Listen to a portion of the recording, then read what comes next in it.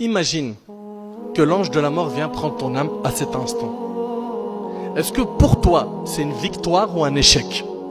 Vas-y. Ah, Marquis, tu viens, tu me parles de la mort, de la mort, de la mort. Oh, vous parlez que de la mort. Et les barbus, t'as pas remarqué, ils parlent tout le temps. Ils sont relous, les imams d'aujourd'hui, la mort, la mort. Pourquoi la mort, elle touche pas tout le monde? Bienvenue les amis dans notre série Un hadith, une connerie. Nous allons voir aujourd'hui ce qui effraie cet imam au plus haut point et d'autres bien meilleurs acteurs. Je vais vous laisser apprécier le suivant là, qui a dû passer par l'acteur studio. Vous allez voir, du grand art. Vous voulez mourir comment? Vous voulez rencontrer comment Allah? Quel type d'ange voulez-vous qui vienne vous chercher? Quel type d'ange? Qu'est-ce que vous allez dire à Allah Azza wa Jalla lorsque votre âme va sortir de votre corps? Moi, ça me fait peur. Ouais, mais Mehdi, machallah, t'es un imam. Tu nous parles tout le temps de religion, tu nous parles tout le temps de dîn. T'inquiète, t'es bien, toi. Mais non, je suis pas bien, je sais pas comment je vais mourir. Je sais pas comment on va sortir. Qu'est-ce que je vais dire au moment où mon âme va sortir? Qui je vais rencontrer? Y a quoi de l'autre côté?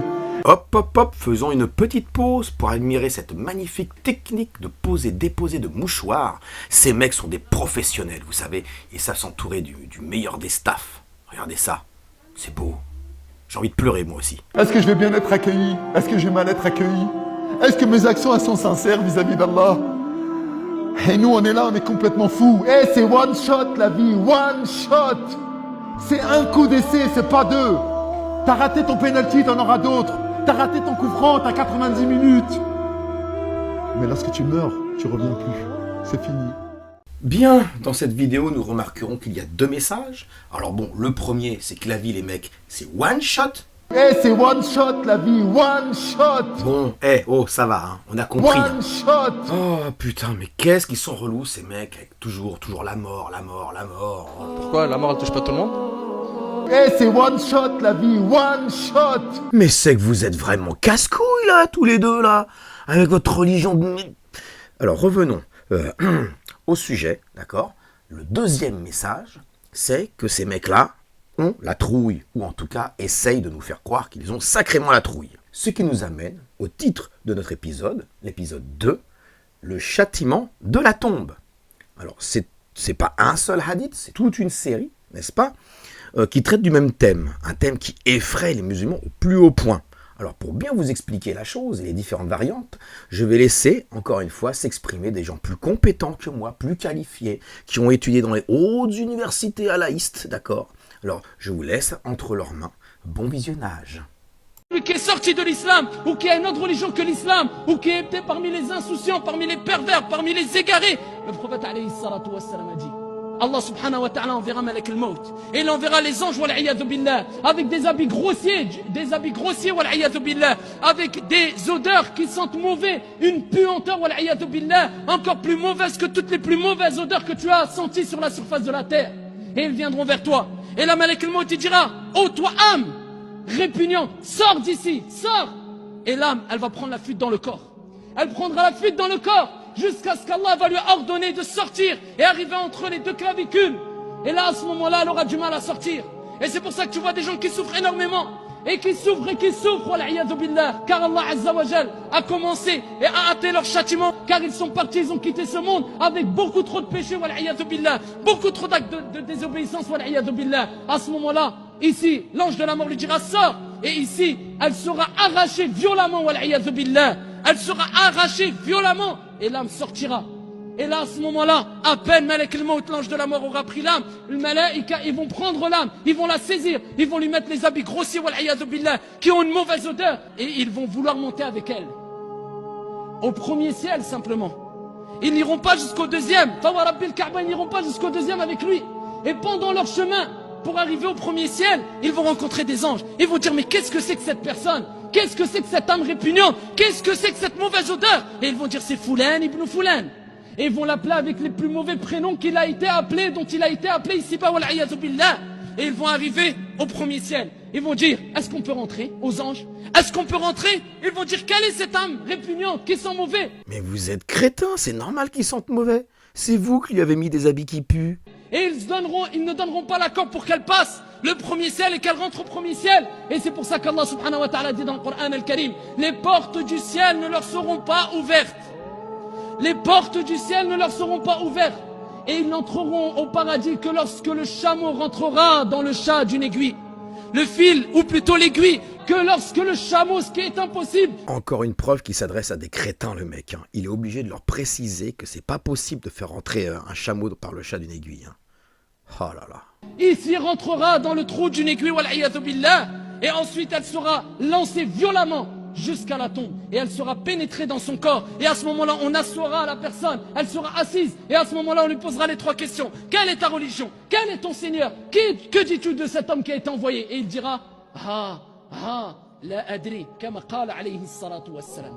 Comme a dit le prophète, ces termes, la adri, il sera choqué. Ils vont dire, quel est ton Seigneur? Je ne sais pas, je ne sais pas. Ils vont dire, quel est cet homme qui a été envoyé? Ici il dira, la adri. Bien qu'il ait entendu parler de Mohammed alayhi salatu wassalam, bien qu'il ait entendu parler d'Allah, bien qu'il ait entendu parler de l'islam, et ensuite à ce moment-là, Allah Azza wa Jal va ordonner que sa tombe devienne très très très étroite, jusqu'à ce que ses côtes, wal'iyadhu billah, s'embrassent l'une avec les autres. Et il sera ici broyé par sa tombe, wal'iyadhu billah, tellement que sa tombe sera restreinte. Et à ce moment-là, il dira à Allah Azza wa Jal, ouvrez-lui une fenêtre. Ouvrez-lui une porte qui donne sur l'enfer. Et là, il sentira le feu, la chaleur de l'enfer, wal'iyadhu billah. Et là, un homme viendra et il dira, ici je t'annonce la mauvaise nouvelle. Il dira, qui es-tu? Tu me fais peur, tu me traumatises, qui es-tu? Et il sera moche. Et il sentira une mauvaise odeur, wal'iyadhu billah. Il dira, moi je suis tes mauvaises actions.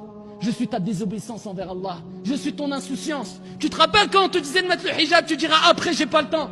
Tu te rappelles quand on te disait fais la prière, j'ai pas le temps. Eh ben moi je suis tes mauvaises actions. Ah ben forcément, les mauvaises actions, c'est pas porter le hijab, pas faire les prières, c'est pas du tout voler, violer, tuer, tout ça, bien sûr. Tuer les mécréants. Et là tu seras traumatisé, et là tu seras choqué. Wal'iyadhu billah. Et là ils te diront, reçois la mauvaise nouvelle. Reçois un châtiment de ton Seigneur, tabaraka wa ta'ala. Et il dira, Ya Rab, mon Seigneur, ne fais pas venir l'heure.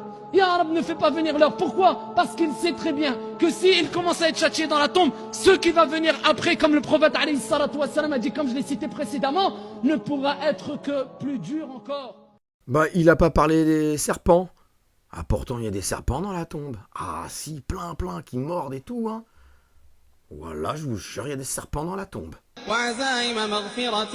والغنيمة من كل بر والسلامة من كل إثم والفوز بالجنة والنجاة من النار اللهم يا رب العالمين اللهم إنك عفو تحب العفو فاعف عنا اللهم إنك اضربه ضربة أخرى ويضيق عليه قبره حتى تختلف فيه أضلاعه فيقال للأرض التئمي عليه فتلتئم الأرض عليه ويسلط عليه في قبره تعبان اسمه شجاع أقرع فيأكل لحمه من رأسه إلى رجله ثم يكسى اللحم وهكذا ثم يأتيه رجل قبيح الوجه قبيح الثياب نتن الرائحة فيقول أنا عملك الخبيث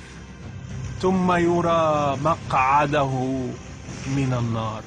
Bien évidemment, nous pourrions passer encore des tas et des tas d'extraits TikTok, YouTube, sur le châtiment de la tombe, mais que je peux vous laisser le soin de découvrir par vous-même. C'est magnifique.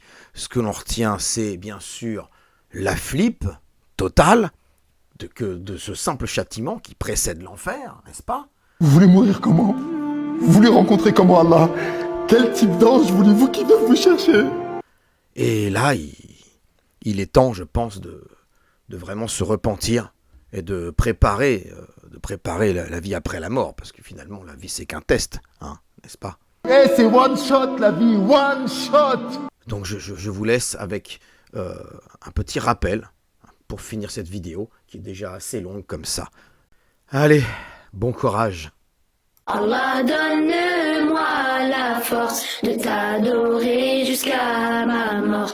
Chaque instant pour nous est compté dans les ténèbres du jour dernier, dans les ténèbres du jour dernier, dans les ténèbres du jour dernier, dans les ténèbres du jour dernier.